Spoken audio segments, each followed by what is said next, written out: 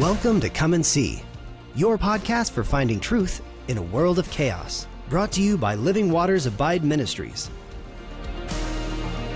With host and founder, Richard Case, and co-host and retreat leader, Kathy Ricconi. Jesus reminds us to watch for the signs of his return. Today, we will explore further what we are seeing in our times that line up with what signs he said would indicate the potential of the end and his return. We will also discuss the practical meaning of this as we watch and as a remnant prepare as he so leads. And now your host, Richard Case.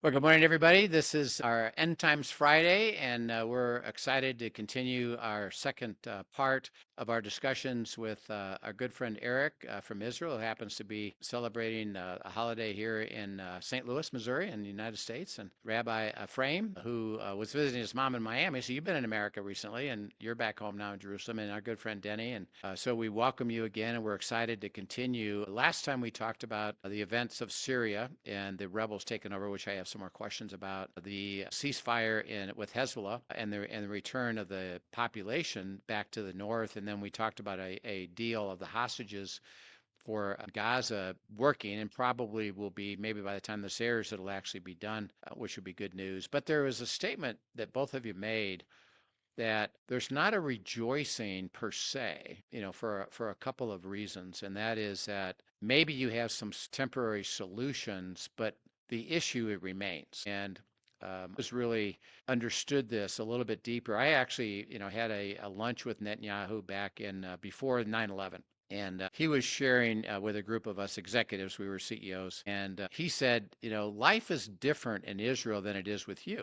He said, you don't get up every day worrying about what's going to happen. You're living in peace, and you function in peace, and you function on living that life of peace. We live every day with wondering if today's going to be the day that another attack comes against us. And we and my kids and all that live with it. And you guys discussed, and we want to just briefly talk about that, yeah, you'll maybe have the hostages released. Yes, you're having a ceasefire. We'll talk about Iran, but it doesn't really change the dynamic. And the impact is because of IDF soldiers. Maybe, Eric, you could start there, and then Rabbi could weigh in, is that there is pain with that because of what happened to these soldiers and where they are. So maybe describe that a little bit so our audience understands that, yes, there's some good things happening, but it doesn't really change the dynamic there.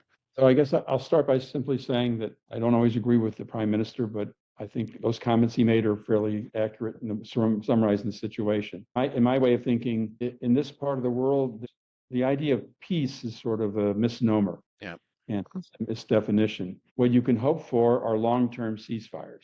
So in Lebanon, for example, we fought a hot war in 2006. So 18 years went by before hostilities broke out again. So maybe at the conclusion of these hostilities, if there's a Gaza ceasefire agreement and so on, we'll talk about Iran in a minute, that maybe we'll get peace for 25 years, ceasefire for 25 years next time around before hostilities break out again. That's just the nature of the beast in the region we live in.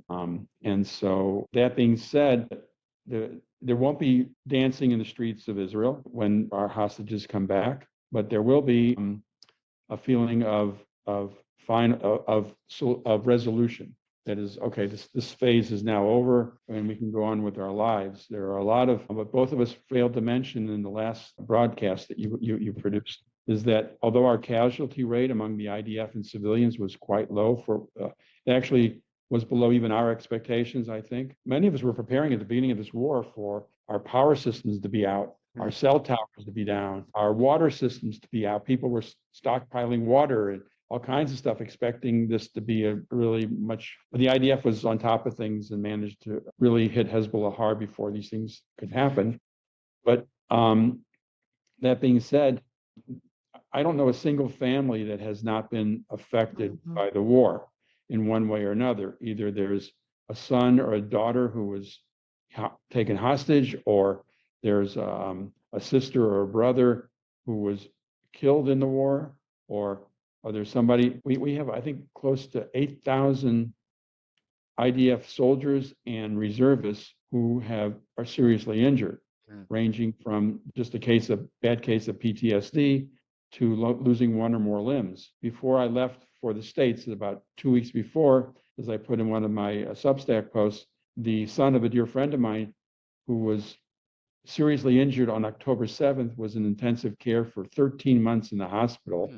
Both of his legs, he suffered 16 bullets. This is an unusual case. Obviously, not everybody goes through this, and ultimately he died. But many soldiers are dealing with serious problems, and civilians are dealing not only with those problems and families with lost loved ones, they're dealing with lost businesses, because many of the families that were evacuated from the south and the north had their own businesses, whether it was a falafel stand or a supermarket, or they worked in a factory that was shut down. These families have suffered a lot. Rabbi, any other thoughts about the kind of the attitude toward all that, and the fact that there's good things that happen, but there's not a full resolution or a full sense of rejoicing with it because of the ongoing dynamics? What's your perspective from the spiritual side and from the population? Well, I will just say that, I mean, the Jewish people are amazingly resilient, and somehow it's like in our historic genes that we keep on getting beaten, clobbered, decimated, genocided, and we get back up, and we keep on. We want to live. We want to live, and we want to love life and contribute to life and do good things. And so we climb back from everything. There's a positiveness and the great spirit in Israel and the Jewish people, I believe. But yeah, the toll is really, really heavy. I mentioned I came back this morning on a flight from Miami. My travel mate was someone who spent 2 months in a tank in Gaza. He spent about 4 months in the reserves, but 2 months was living in a tank in Gaza. And when they were in a tank in Gaza, they couldn't leave their tank because they constantly had people popping out of tunnels and shooting anti-tank missiles at them nonstop. This went on for a year, and he had friends whose tanks were blown up, and if they stepped out of the tank to go to the bathroom or something, then they were at the mercy of terrorists all over the place. It takes a toll on people. And two other people on this flight had limbs. They were IDF soldiers who lost legs. So you just see it, like Eric was saying, it's just a part of life here. We're proud that we're at least pushing it back for a while. I do want to mention that Eric mentioned, the nature of the beast is such that we aren't really hoping for a real peace. And I just want to put the name on that. My son just walked in. I just want to put the name on that, and the name of that is radical Islam, which is our neighbors have all sorts of different flavors of this Islam, which wants to destroy the West. It wants to destroy any value system which is not Islam, and they are trying to take over the world in the exact same way that they were trying to take over the world from the 7th century, and they have not stopped attempting. And whoever gets in their way, whether it's Christian Europe or Israel, which happens to be right beside them, they're determined to destroy that and bring about a revolution of the world where the world becomes Islamic. So that, they have a lot of different flavors, and they love to destroy each other, because whether it's Shiite or Sunni or Alawite, or, they're just like constantly destroying each other to get the correct type of Islam. But, that is not going away anytime soon. And you just have to be really strong to defend against it, and to be aware of what your enemy is. This is not a battle of land for peace, or it's not about any specific issue that they want. They want the world to be Islamic. We just happen to be the closest in their place, which is really bothering them. Yeah. Thank you for reminding all of us of that. Well, as we look, toward what's going to happen next, let's first of all talk about Netanyahu. I know he's going through a trial. What do you see happening with that, and will there be a new election coming up in the next year or two because of where he's at, or will he remain as a prime minister for a while? So, as in the polling, the polls are taken probably too much in Israel, but they come out regularly. And in the polling soon after the war, of course, as you might expect, the prime minister's popularity plummeted to very low levels, and the opposition rose accordingly. Even though, to be fair, and again, I'm not a big fan of Netanyahu personally. I haven't voted for him and his party in the last 10 years, 12 years. But there were members in leading opposition parties that I would argue were also complicit in the negligence that contributed to the October 7th events. That being said, since from the last 3 months of the conduct of the war, which has gone much better for Israel, his popularity has increased dramatically. It's not clear that they would win election if elections were held again today, but he's recovered almost all the lost ground. These trials that are going on, from what I can read, it's my opinion that there are basically 4 cases that have been brought against the prime minister. And there are 3 of them that are sort of going through the machinations of the court system today, and things get appealed, and these trials have gone on for like 6-7 years. It's my opinion that it's going to be hard to convict him of anything serious on the current charges. There's only one. There's one where there's a submarine affair where he's being accused of benefiting financially, personally, for the purchase of submarines for the Israeli Navy. It's argued that there more were purchased than were necessary, and that he materially benefited from that decision. That is probably the only case that I believe has merit, that will probably succeed in a conviction of any kind, if at all. And so I think in the end, none of these cases are going to stick. From what I've read, the judges in some of these cases have told the prosecution that they should try to settle out of court because their case is not strong enough to arrive at a conviction. Nonetheless, they go on, and elements of the country are convinced that the judges and judicial system are out of control, and they're unnecessarily taking the prime minister to court as a political move, and it's not really justice. And this ties into this whole judicial reform movement in a crazy way that will probably be resurrected. That's surfacing again as a serious problem in the country, and it's not clear how it will get resolved. We have a justice minister who was designated to form a committee to choose the next Supreme Court president, and he's stalled this for over a year now. And it's not because of the war. It's because of he believes that the committee to choose the prime minister. In the United States, you have a system of advise and consent. The executive branch of the government determines who they want to nominate to the Supreme Court, and the Senate holds hearings, public, so the population can hear the questioning and all the good and bad issues regarding a nominee. And then eventually the Senate either decides yes or no whether this nominee will become a Supreme Court justice. It doesn't happen that way in Israel. There's a committee that consists of existing Supreme Court justices, members of the government, 1 or 2 members of the opposition, and senior members of the Israeli Bar Association. And they decide who's going to be a Supreme Court justice, and they decide who's going to be this president of the Supreme Court. And this government wants to reconstitute that committee so that basically the government can decide without opposition who should be a Supreme Court justice. It's another discussion to talk about the strengths and weaknesses of the Israeli political system.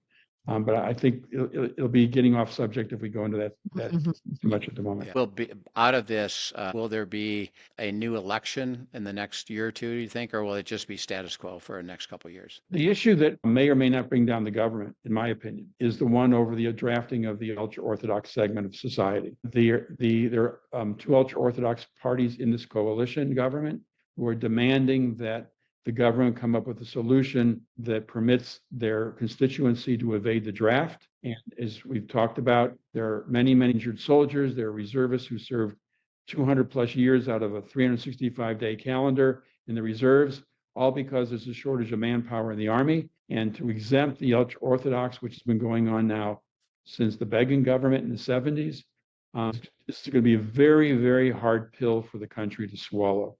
And that may be enough to bring the government down, because the prime minister's party, the Likud party, its constituency, every poll taken does not support at all the exemption of the ultra-Orthodox. So if the Likud as a party supports it, it could hurt them potentially in future elections. It's not clear, but you'll see a lot of demonstrations in the streets. Hopefully not violence, but... Well, just on the Bibi question, I think it's important to note that although there are a lot of constant demonstrations against Bibi, and there's a lot of anti-Bibi sentiment in Israel, it is important to know that people have a lot of reasons to not like Bibi, but it does not mean that they weren't supportive of the wars that we have been fighting I think often the consumption, public consumption in America is they think, oh, people are against Bibi. It means they think that we are being too aggressive in Gaza, or we're not giving enough humanitarian aid in Gaza, or we shouldn't be fighting in Lebanon, or we shouldn't be bombing Iran. No, there's really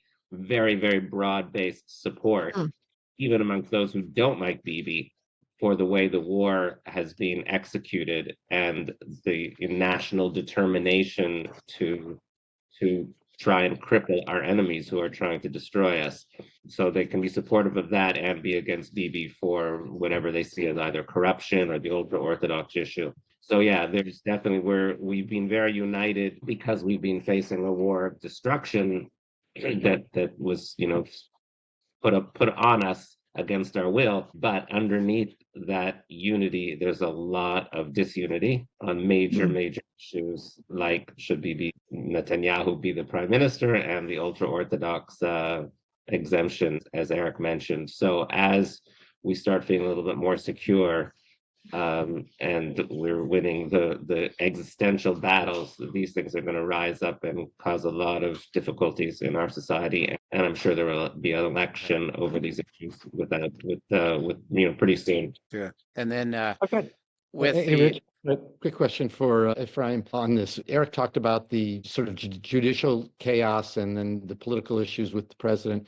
Given the ancient history of Israel, the importance of judges, the importance of the priestly selection of leaders, does any of that carry over in modern Israel, this question of who should be leading the country and how some of this should work? Good question, but I don't think it really does, because even the very Orthodox are not pushing for like a theocratic state. They're not. This is not like Islam, where there's actually major elements that want a strict Orthodox Islamic state which enforces Islam on its population. The ultra-Orthodox are not out for that. They want to be able to do religion as they want. They want their community to be respected, and sometimes in ways like the army issue that not everybody likes very much and disagrees strongly, but they're not into imposing their view of religion, Torah approach to how government works on the rest of the country. There's a recognition this is a democratic country, and I think we're all pretty much okay with that. Now, there may be a messianic vision, there may be like a hope, a desire, a belief that will come one day, but no one is pushing that forward politically. Yeah, that's good. What with our President Trump being elected, what do you see as the impact and the hope of his interaction with Israel? What do you see happening there? What's the view of what they think is going to happen and would hope to happen? I think there's a bit of expectations in Israel that the constant talk of withholding arms will disappear once President-elect Trump is in office. I've read where Prime Minister Netanyahu was planning on attending the inauguration of President Trump. And there's an effort underway, obviously, by our Prime Minister to, I'll use the word cozy up to President Trump and make sure that interests are aligned. And I think it's hard to predict how it will impact Israel going forward. There's some hope that something can be done with the International Criminal Court, which issued this arrest warrants for our Prime Minister and our former defense minister, which I think unanimously in Israel is felt as extremely political, anti-Israel, bordering on anti-Semitic rationale. And I'm not sure, and my guess is that there'll be a deal with Saudi Arabia in the offing. It's not clear in Israel, given the haze of politics, how much the demand for a, quote, roadmap to a Palestinian state with a timetable is a critical issue to the Saudi Arabian monarchy versus the Biden administration. There are many in Israel who believe this is really an issue that's important to the Biden administration more so than the Saudi Arabia. Yeah. But all that's in the sort of murkiness of politics and so on, and probably it'll clear up under the Trump administration. And so I think everyone's expecting there to be some initiative in this regard with Saudi Arabia. Hopefully it matures into something substantial, because it could lead to agreements with many other Arab countries in the region, or may not. And so I'm not sure what else we would expect to see from a Trump presidency. I don't know. Well, I think one thing we would expect, we are hoping and to see, is a toughening of the stance with Iran. Yeah. President Trump in the previous term tightened all the restrictions against Iran when he came into office, and because he could make no sense of the so-called, what's it called, Joint Committee, JCPOA, whatever it's called, led by President Obama with Iran. He couldn't make sense of it. And so there's some expectation and hope that the tightening of the reins around Iran will increase. Yeah. Speaking of Iran, who is really the source behind all their proxies, Hamas, Hezbollah, Syria, Yemen, what do you see happening right now with where that's going to land? And we know that you're not talking about anything permanent, but what will happen in the short term with the dynamic with Iran? I think that there's a fairly high expectation within the Israeli population that sometime between now and January 21st is the time, if we're ever going to strike the nuclear facilities of Iran, this is the time. And I think there's a large segment of the Israeli population who will be very disappointed to the range of being upset with the government if nothing is done.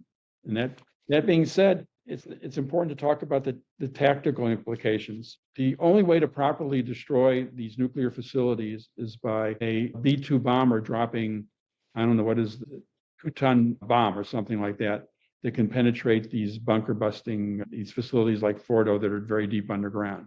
That being said, Israel doesn't possess either the aircraft or these heavy bombs with which to destroy these nuclear facilities. That being said, when Israel took out Hassan Nasrallah, what it did that many people don't understand or appreciate perhaps is that the Israeli Air Force, with incredible precision, managed to drop a bomb over the area where a bunker was for Nasrallah, and 10 seconds later, a second fighter jet dropped the second bomb, and 10 seconds later, a third fighter jet dropped the third bomb. And this went on 5 or 6 times until they could, because you need to drop the bomb, and before the Earth can cover back up where it can fall on itself, you need to deliver the second bomb so it can very deeply. Did this with incredible precision, and that's how it assassinated Nasrallah.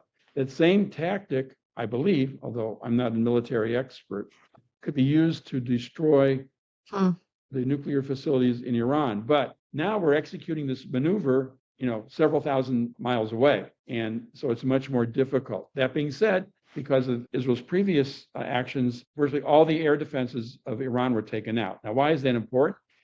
The top fighter jets of Israel, including the F-35s, bought from the United States, were sufficiently stealth-like that Iran could not detect them, and they could not take them out with their Russian-made anti-aircraft missiles. With everything taken out, even a drone sent in by Israel can go undetected or no fear of being destroyed entering Iranian airspace. So there are many other tools that Israel Air Force could use to destroy them. But I think there's a general feeling within the Israeli society that this is the time. If we're ever going to do it, now is the time. And my guess is if it gets done, it'll be done the first half of January, simply because they'll want to get it done before the Biden administration can launch anything in the UN that would hurt Israel. Yep.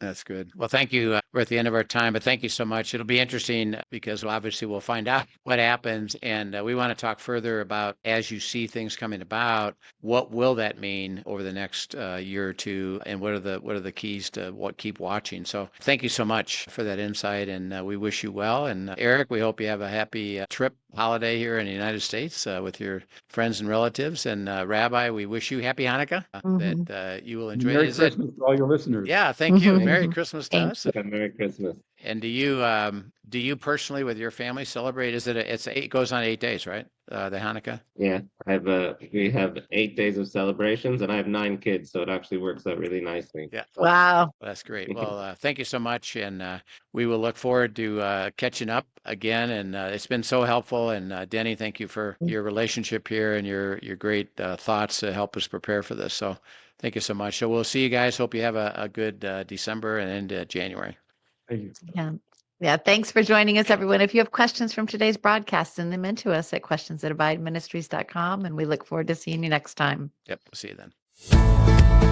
Thank you for joining us for today's episode of Come and See, your podcast for truth in a world of chaos. Brought to you by Living Waters Abide Ministries. Send us your questions and comments, and tune in tomorrow for more answers to your personal questions about living life in God's truth. Remember, God's will is best and none better.